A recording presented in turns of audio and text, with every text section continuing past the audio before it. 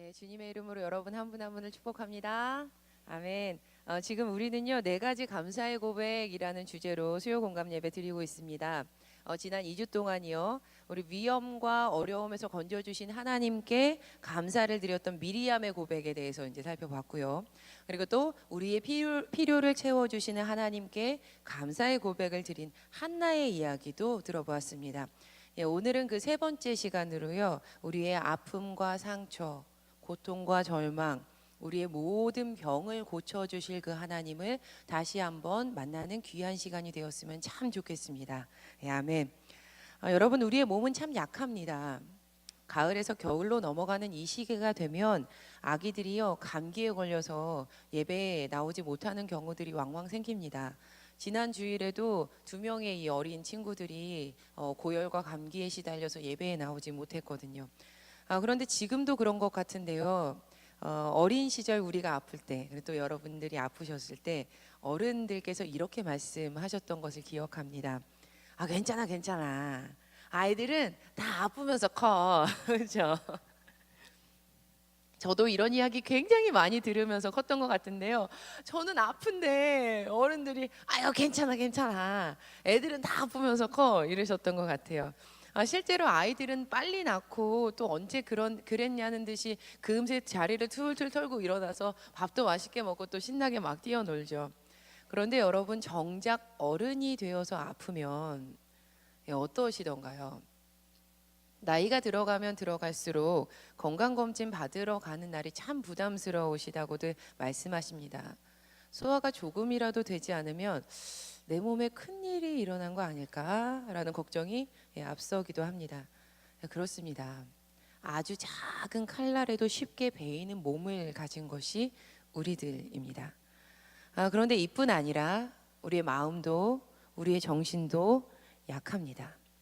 아무리 정신력이 강하다 하더라도 아무리 마음이 강한 사람이라 하더라도요, 사람의 강함은 분명 그 끝이 있습니다.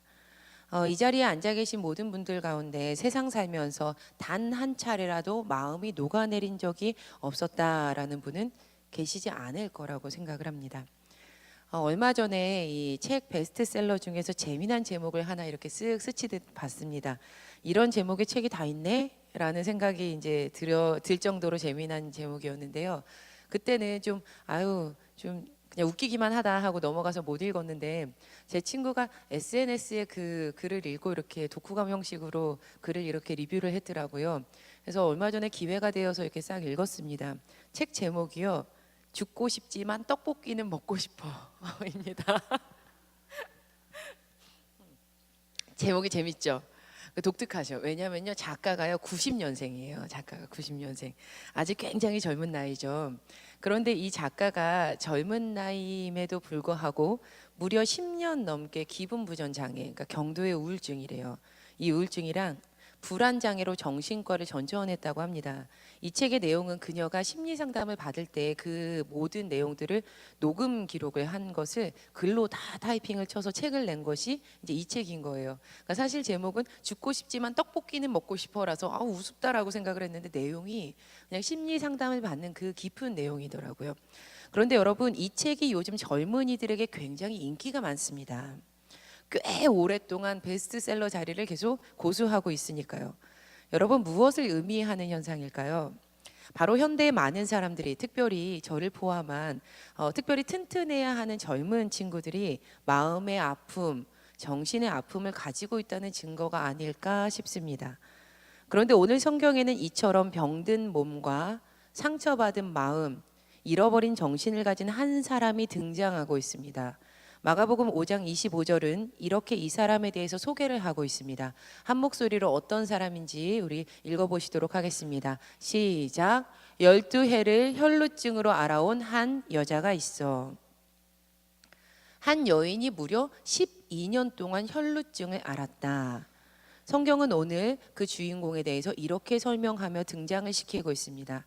현대의학은 이 질병을 혈우병이라고 부릅니다. 혈우병.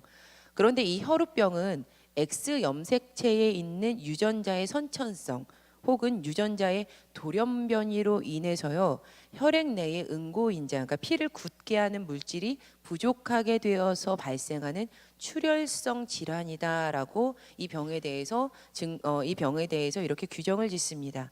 그러니까 상처가 생겨서 일단 몸에서 출혈이 시작이 되면 지혈이 안 되거나 만약 지혈이 된다 하더라도 몸이 매우 망가지는 희귀 질환이라고 해요. 현대에도 약 10,000명 중에 1명꼴로 이 병이 이렇게 발생을 한다고 합니다. 그리고 현대의학으로도 아직까지 이 기술이 좋아졌지만 완치 개념이다라고 설명하기 힘든 질환이 이 혈우병이라고 해요. 그런데 제가 설교를 준비하던 중에 굉장히 흥미로운 자료를 발견했습니다.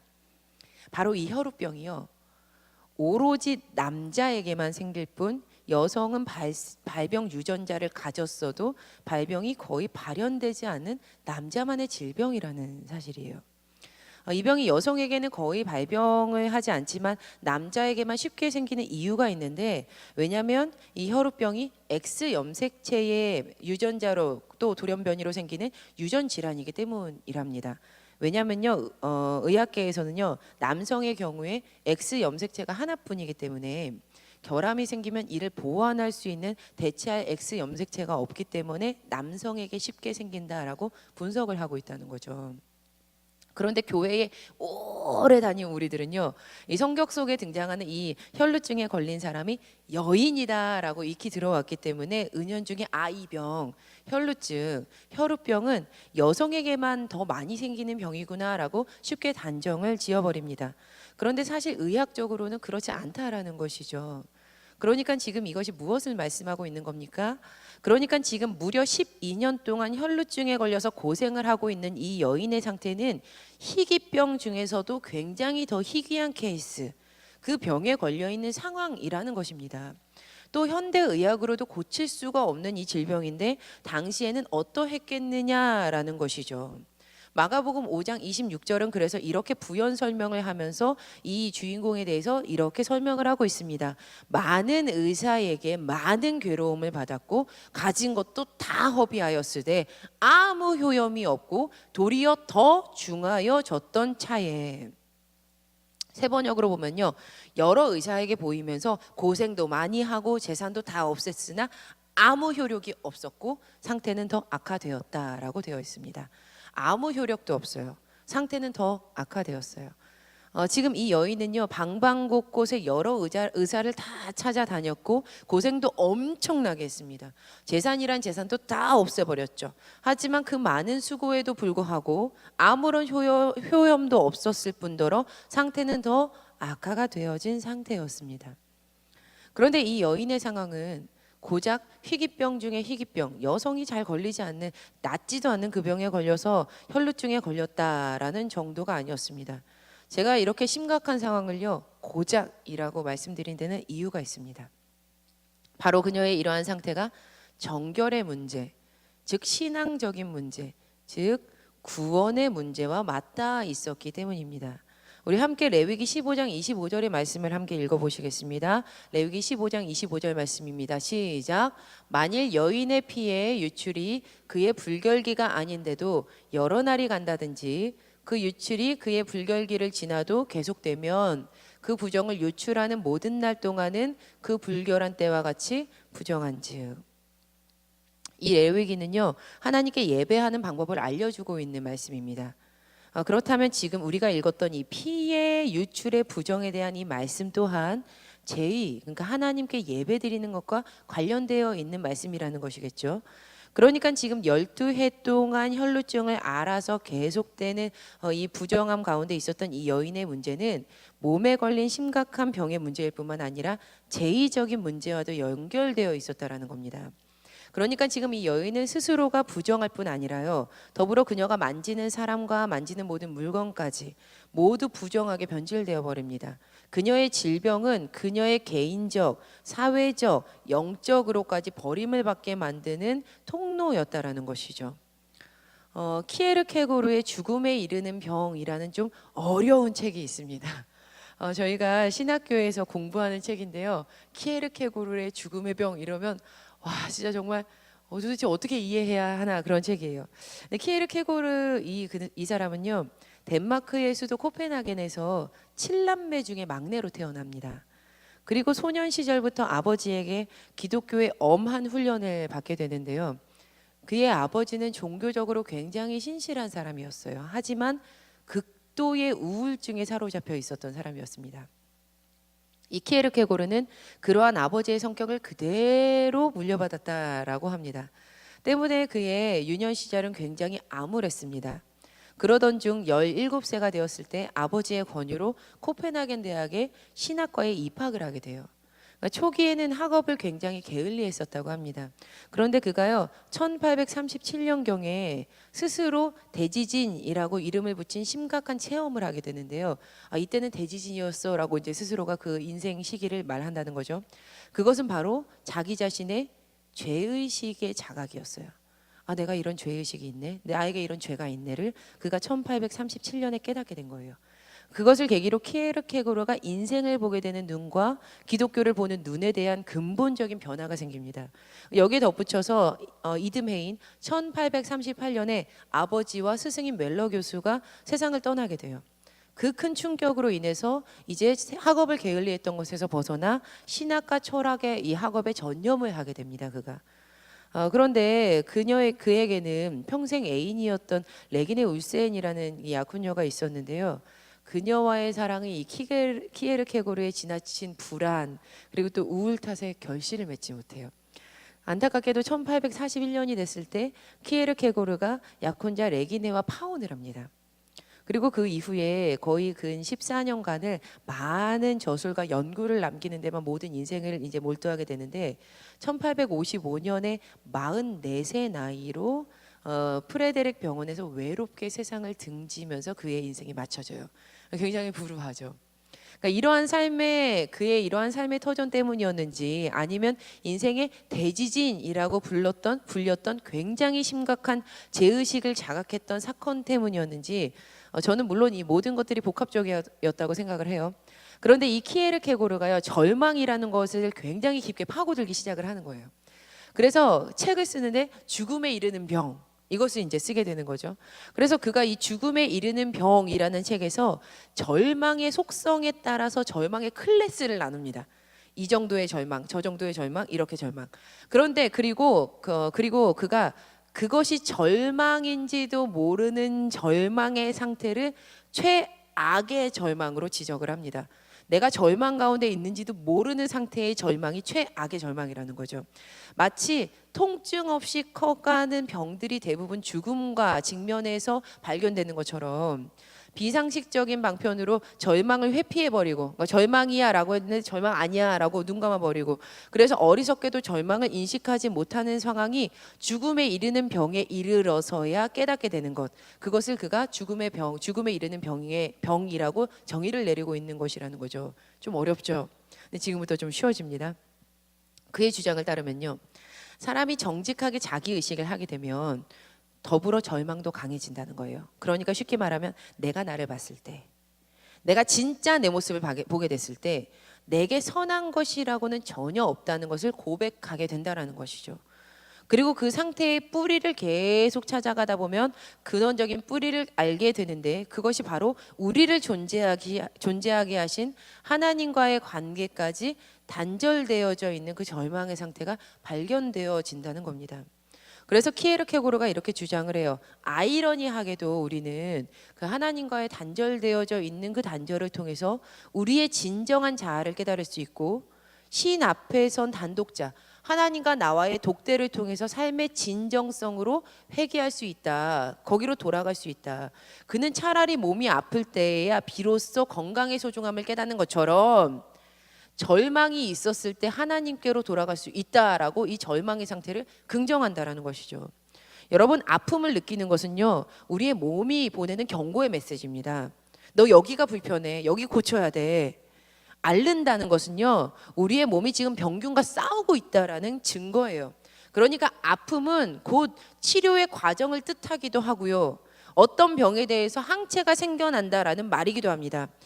도리어 우리가 아픔을 느끼지 못한다는 것은 이미 어떤 병에 의해서 몸이 다 지배되어져 있는 상태. 죽으면 아픔을 못 느끼잖아요. 죽음을 의미한다는 거예요. 우리의 아픔은요, 좋은 것입니다. 우리는 아픔을 느껴야만 살 수 있습니다. 마찬가지로 절망이라는 것은요, 삶이 보내는 경고의 메시지입니다. 우리의 인생의 무모함을 멈추기 위해서 하나님과 끊어졌어. 거기까지 가면 안 돼. 우리를 다시 그 자리에서 스스로 주저앉혀서 자기 자신을 보게 만들고, 그리고 자기 자신을 스스로 알게 만들고, 그리고 또 거기서부터 하나님을 보게 만드는 것이 절망, 즉 죽음에 이르는 병이라는 겁니다. 어떤 분들은 오늘 이 혈루증 앓은 여인에 대한 말씀을 들으면서 오늘 본문은 나랑은 상관없다. 왜냐하면 나는 건강하니까. 나는 그 여인처럼 목숨이 위태한 병에 걸리지 않았으니까, 병에 걸려보지 않았으니까 라고 생각하셨을지도 모르겠습니다. 하지만 저는 이것을 여러분들에게, 그리고 또 저의 자신에게 이야기하고 싶었습니다. 여러분, 우리 모두는요, 죽음에 이르는 병에 걸려 있는 사람들입니다. 우리 모두는요, 죽음에 이르는 병에 걸려 있는 사람들이라는 거예요. 우리 모두는 12년 동안 어떻게든 손을 쓸 수 없는 이 혈루증을 앓고 있는 사람들이라는 겁니다. 마치 쉽게 걸려서는 안 되는 대상에게 걸린 최고의 희귀병이 최악의 상태에 걸려 있는 것처럼 십수년 동안 따라다녀서 사라지지 않는 것, 우리 모두가요, 스스로 면밀히 살펴보았을 때 그 절망이라는 것, 죽음으로 내딛게 만드는 그 큰 병에 걸려 있음을 고백할 수밖에 없는 상태라는 것이죠. 그리고 그 병에 걸린 우리는 나 자신에게는 그 생명을 살릴 수 있는 소망도 능력도 힘도 아무것도 없다는 벽 앞에 직면하게 될 수밖에 없다는 겁니다. 어떤 의사도요, 어떤 재산도요, 어떤 모든 노력도요, 소용이 없어요. 다르게 말하면요, 원죄로 얼룩진 우리의 삶 자체가 해결 불가능한 죽음이라는 병에 걸려 있다는 것이죠. 그렇다면 여러분, 우리는 이 병을 어떻게 고칠 수 있을까요? 과연 12해 동안 혈루증을 앓고 있는 이 여인의 병은 고쳐지긴 할 수 있는 것일까요? 키에르케고르라는 이 사람은요, 인간의 죄를 용서하기 위해서는 인간의 몸으로 이 세상에 오신 구원자 예수 그리스도에 대한 믿음만이 걸림돌에 걸려 넘어지고 죽음으로 가는 악순환의 반복의 불행을 막을 수 있다라고 말을 합니다. 그러니까 하나님의 구원, 그 하나님의 구원하심, 예수 그리스도의 십자가와 부활하심으로 절망, 죽음에 이르는 병이 이겨진다라는 겁니다. 할렐루야. 만약 우리에게 예수 그리스도의 구원의 역사가 없었다면 우리 모두는요, 그 병에 걸려서 파멸의 죽음으로 가야 할 수밖에 없었을 것이라는 말씀입니다. 이렇게 혈루증을 앓고 수많은 의사를 찾아다녔던 이 여인이요, 이제 이 병을 해결할 수 있는 유일한 방법이 무엇인지 이제는 알고 있습니다. 우리 함께 세 번역으로 말씀 읽어보시겠습니다. 세 번역으로 함께 말씀 읽겠습니다. 시작. 이 여자가 예수의 소문을 듣고서 뒤에서 무리 가운데로 끼어들어와서는 예수의 옷에 손을 대었다. 그 여자는 내가 그의 옷에 손을 대기만 하여도 나을 터인데 하고 생각하였다. 그녀에게는요, 예수님의 소문은 삶의 유일한 해결책이었습니다. 그러자 그녀에게 놀라운 일이 생겨요. 우리 마가복음 5장 29절 말씀 이어서 읽어보시겠습니다. 시작. 그래서 곧 출혈의 근원이 마르니 그 여자의 몸이 나은 것을 느꼈다. 개역개정으로는요, 혈루의 근원이 곧 마르메라고 되어 있습니다. 할렐루야. 아멘. 그런데요, 이 일은 몸의 병이 해결된 것 이상의 사건이었습니다. 우리가 읽었던 이 마가복음 5장 29절, 그래서 곧 출혈의 근원이 마르니라는 이 부분과요, 이 문장과요, 레위기 12장 7절의 말씀을 보면 그 레위기 12장 7절을 그러니까 헬라어로, 그건 구약이잖아요, 히브리어로 되어 있잖아요. 그것을 헬라어로 쓴 72년 성경이라는 것이 있는데 그 성경이랑 문장이요, 동일하게 일치해요. 그러니까 언어 유희를 이루고 있어요. 그 구절이랑. 레위기 12장 7절 말씀은 어떤 말씀이냐면 정결 의식을 치른 이 그 부정했던 여인이 깨끗하여졌다라는 것을 선언하고 있는 말씀입니다. 그러니까 70인역으로 레위기 12장 7절은요, 제사장은 그것을 여호와 앞에 드려서 그 여인을 위하여 속죄할지니라는 이 부분과요, 마가복음 5장 29절에 그의 혈루 근원이 마르니라라고 어휘적으로 똑같이 일치해요. 제가 일부러 준비는 안 했는데요, 한번 들어보세요. 아포테스 페게스 투 하이마토스 아우테스 이렇게 돼요. 근데 이제 그 마가복음 5장 29절은요, 해 페게투 하이마토스 아우테스, 똑같죠. 하이마토스 아우테스, 어휘적으로 일치하는 겁니다.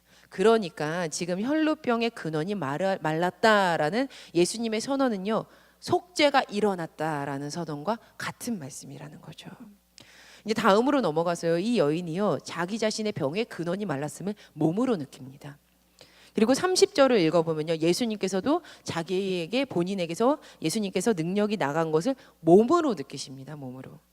예수님께서 그 무리 가운데 돌이켜서 이렇게 말씀하시는 거죠. 누가 내 몸에, 내 옷에 손을 대었느냐. 그러자 제자들이 이렇게 반문합니다. 무리가 지금 예수님 에워싸고 이렇게 떠밀고 있는데 누가 손을 대었다라고 물으십니까? 그냥 이렇게 손이 닿았겠죠. 당연히 그들은 모르죠. 왜냐하면 이 일은 오로지 예수님과 이 여인 두 사람만 알고 있는 사건이었기 때문이었습니다. 우리의 병의 근원이 마르고요, 우리가 예수 그리스도로 인하여서 구원을 얻는 사건은요, 우리 서로 받은 그 기쁨은 어떻죠? 알 사람이 없도다. 오로지 하나님과 나만 아는 사건이에요. 지금 제자들이 아무리 아니다, 없다, 잘못 보셨다라고 말씀한다 하더라도요, 예수님께서는요 분명히 알고 계셨습니다. 아니야, 나는 알아. 그 여인은 알아. 그래서 그녀를 보시고자 이렇게 둘러보십니다. 당연히 그 여인도 자기에게 일어난 일을 알고 있었습니다. 그래서 두려워 떨면서 예수님 앞에 나와서 엎드려서 사실대로 모든 것을 주님 앞에 구합니다. 그러자 예수님께서 이렇게 선언하십니다. 마가복음 5장 34절 말씀입니다. 함께 읽어보시겠습니다. 시작. 예수께서 이르시되 딸아, 내 믿음이 너를 구원하였으니 평안히 가라. 내 병에서 놓여 건강할지어다. 아멘. 처음 예수님 만났을 때 이 여인이요 속으로 이렇게 생각했어요. 마가복음 5장 28절 말씀입니다. 그 여자는 내가 그의 옷에 손을 대기만 하여도 나을 터인데 하고 생각하고 있었던 것이다. 여기서 낫다라는 헬라어 동사는요, 소조를 사용합니다. 소조. 그런데 이 단어는 병이 낫는다, 낫다라는 뜻만 가지고 있지 않아요.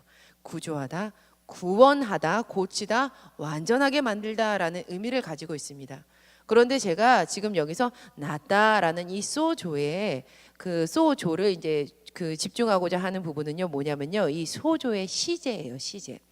현재, 과거, 미래, 완료, 이런 시제예요.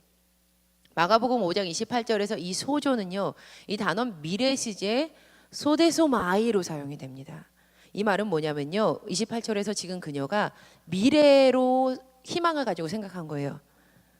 손만 대어도 나을 것인데, 그러니까 지금은 이루어졌어요, 안 이루어졌어요? 안 이루어졌어요. 미래 시제예요. 나을 것인데, 소데소마이, 이렇게 이야기를 한 거예요. 그런데 예수님께서 병고침을 선언하고 계시는 이 34절에서 이 단어가 어떤 시제로 사용되었는지 여러분 아시나요? 아직은 비밀이에요. 먼저 예수님께서요 이렇게 그녀를 부르세요. 딸아. 예수님께서 그녀를 아주 친밀하게 딸아라고 이렇게 부르십니다. 그리고 이렇게 말씀하셨어요. 세소켄. 마가복음 5장 34절에 예수께서 이르시되 딸아, 내 믿음이 너를 구원하였으니 해서 세소켄이라고 말씀하시는데요, 이 34절 말씀에 구원하셨으니 세소켄은요 소조의 완료 시제예요. 완료 시제, 현재 완료 시제. 완성되었다라는 것이죠. 그러니까 28절에서 이 그녀가 나을 거야, 나았으면 좋겠다라고 희망을 품으며 고백했던 미래 시제 소데소마이가요, 이 미래 시제가 34절에 이르러서 예수님께서 선언하실 때 구원받았어라고 세소켄, 현재 완료 시제가 딱 완성이 되는 겁니다. 주님께서는요 가장 온전하게 완전하게 바로 지금 우리를 치료하기 원하시는 분이십니다. 실제적인 육체의 질병에서부터요, 우리의 죽음으로, 우리를 파멸로 이르는 그 병까지, 우리의 마음의 상태까지, 우리의 정신까지, 우리의 영혼의 구원까지, 그 모든 병으로부터 우리를 완전하게 온전하게 하나님께서 치료하시고 치유하시기를 원하신다는 말씀입니다. 마지막으로 지금 우리가 살펴볼 부분은요, 이 여인의 기사가 성경의 어느 부분에 이렇게 딱 삽입돼서 기록되어 있는지에 대해서예요. 우리가 그 부분은 반드시 살펴보아야만 합니다. 마가복음 5장의 시작은 다음과 같습니다.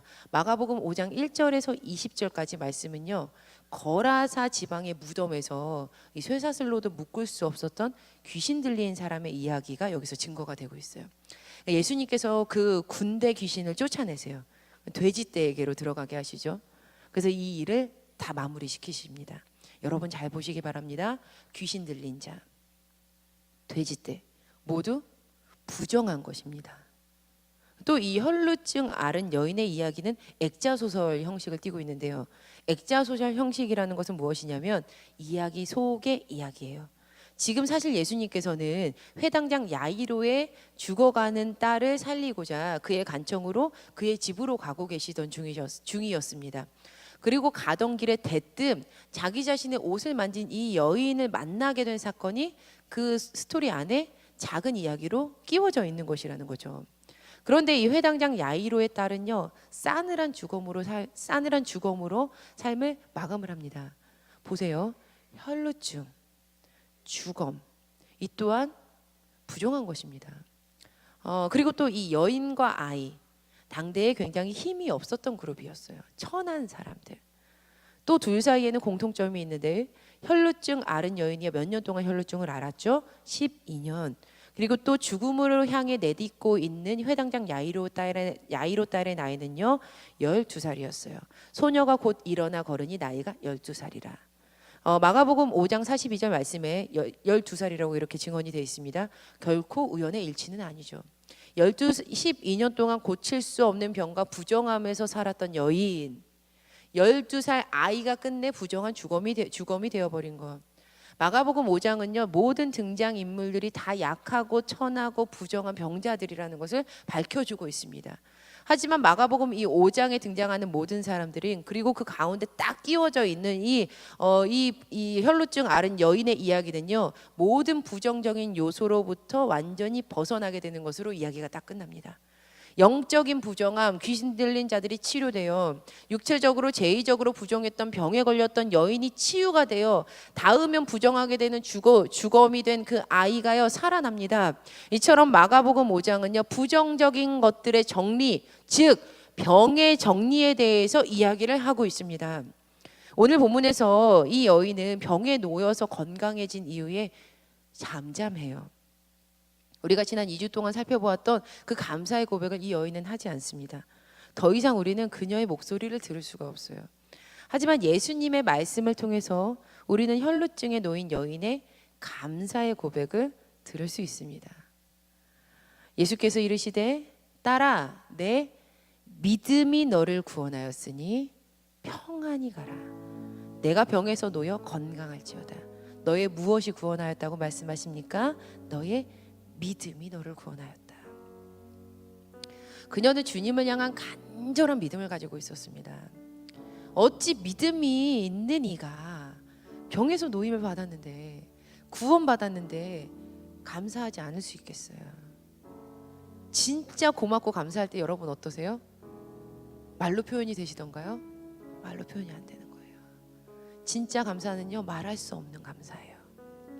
사랑하는 여러분, 오늘 예수님께서는 공개적으로 선언하시면서 그녀의 육체의 병과 더불어 사회적으로, 심지어 영적으로 버림받을 수밖에 없었던 근원적인 병을 고치셨습니다. 너는 구원받았다. 그러니 평안히 가거라. 너는 내 병에서 놓여서 건강하게 되었다. 할렐루야. 주님께서는요 우리의 모든 병 가운데서 치료하기 원하시는 분이십니다. 여러분 어디가 아프세요? 몸이 아프세요? 마음이 아프세요? 요즘에 말씀을 들어도 마음에 하나님께서 이전같이 터치해 주지 않으세요? 내가 구원받았는지 의심이 되시나요? 사람이 미우세요?